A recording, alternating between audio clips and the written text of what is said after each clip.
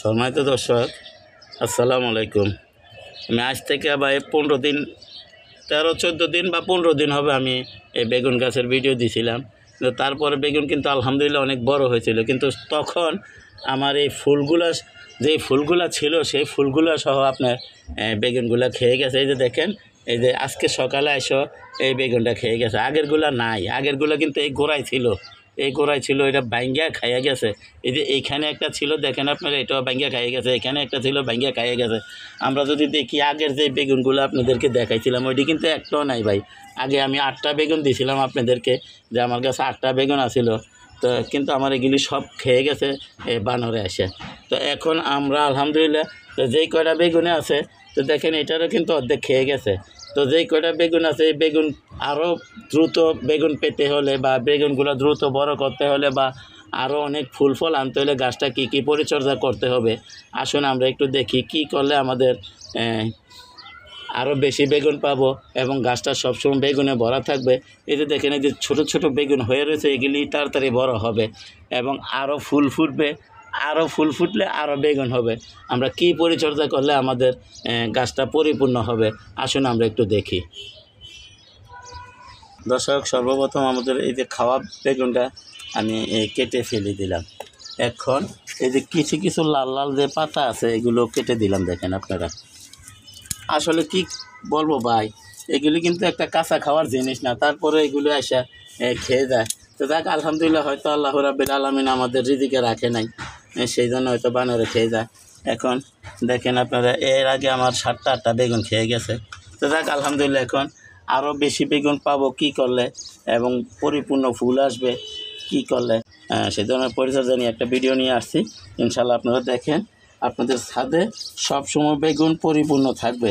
হয়তো আমার এখানে না বানরে খেয়ে ফেলে ভাই, সবার এখানে তো আর বানরে খায় না।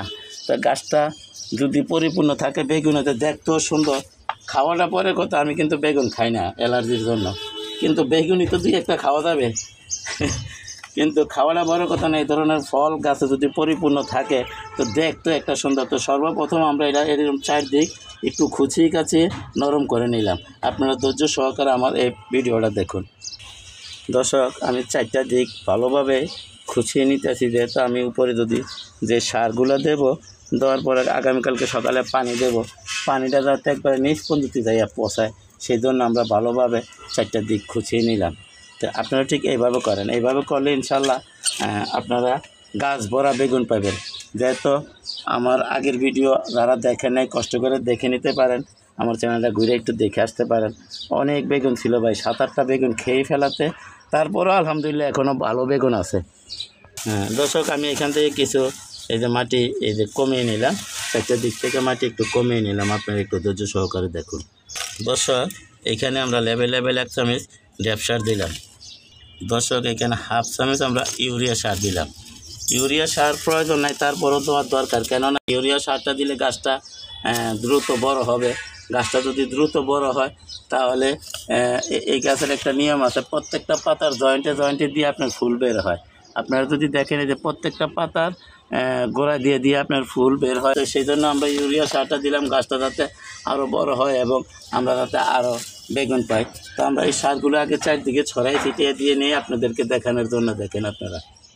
দর্শক, এখানে আমরা পটাশ সার দিলাম 1 চামচ। আপনারা একটু দেখুন, যত পাতা বের হবে গাছের তত ফুল বের হবে, কেননা আপনার প্রত্যেকটা পাতার গোড়া দিয়ে দিয়ে আপনার এই যে দেখেন কুশি বের হয়, এই বেগুন বের হয়। আমরা যদি দেখি, এই যে দেখেন, এই যে একটা পাতা, এই যে একটা পাতার গোড়া দিয়ে দেখেন ফুল বের হইতেছে।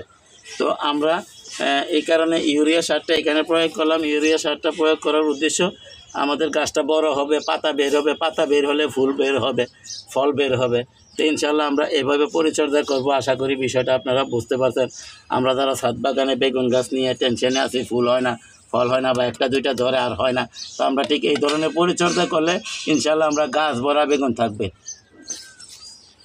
দর্শক, এখানে 4 চামচ 1 চামচ হবে আমরা এখানে হাড় গুঁড়া দিলাম। দেখেন আপনারা ঠিক এভাবে পরিচর্যা করেন। হাড় গুঁড়া না থাকলে আপনারা সমস্যা নাই, আমাদের তরল জৈব সারটা আছে, তরকারি খোসা বা সবজির খোসা পচা যে তরল জৈব সারটা, এটা আমরা ইচ্ছা করলে প্রতি 7 দিন পর পর এখানে 1 লিটার করে ব্যবহার করতে পারি। 4 চামচ 1 চামচ আমরা নিম খোল দিলাম। এটা দেওয়ার উদ্দেশ্য ভাই যে কেঁচুগুলো আছে গাছের শিকড় কেটে ফেলে, সেটা যাতে না হয়, কেঁচু যাতে মারা যায়, সেই জন্য আমরা এই নিম খোলটা ব্যবহার করলাম। যে মাটিগুলো এখান থেকে উঠাইছিলাম এই মাটিগুলো আমরা একটু দিয়ে ঢেকে দেই। ইনশাল্লাহ আপনাদেরকে আজ থেকে 10 থেকে 15 দিন পরে আবার ভিডিও দেবো ইনশাল্লাহ। 10 দিন রোজার 10টা বা 12টাতে আবার ভিডিও পাবেন, দেখবেন আমার বেগুন কত বড় হলো এবং কি পরিমাণ বেগুন হলো। ইনশাল্লাহ আপনাদেরকে আবার ভিডিও দেবো। তো দয়া করে আমার চ্যানেলটা সাবস্ক্রাইব করেন এবং বেল আইকনটা বাজাই দেন, আমি যাতে এই ধরনের ভিডিওগুলো ছাড়ার সাথে সাথে আপনাদের হাতে পৌঁছায় যায়, আপনারাও দেখতে পারেন, শিখতে পারেন, জানতে পারেন। দেখেন আলহামদুলিল্লাহ কী পরিমাণ বেগুন আছে, কিন্তু ভাই আমার তো 10 থেকে 12টা বেগুন কিন্তু আপনার বানরে খেয়ে গেছে, তারপরও আলহামদুলিল্লাহ এই পর্যন্ত আছে। তা আশা করি বিষয়টা বুঝতে পারছেন। সবাইকে ধন্যবাদ জানিয়ে আজকের মতো এখানে রাখি। আসসালামু আলাইকুম ওয়া রাহমাতুল্লাহি ওয়া বারাকাতুহু।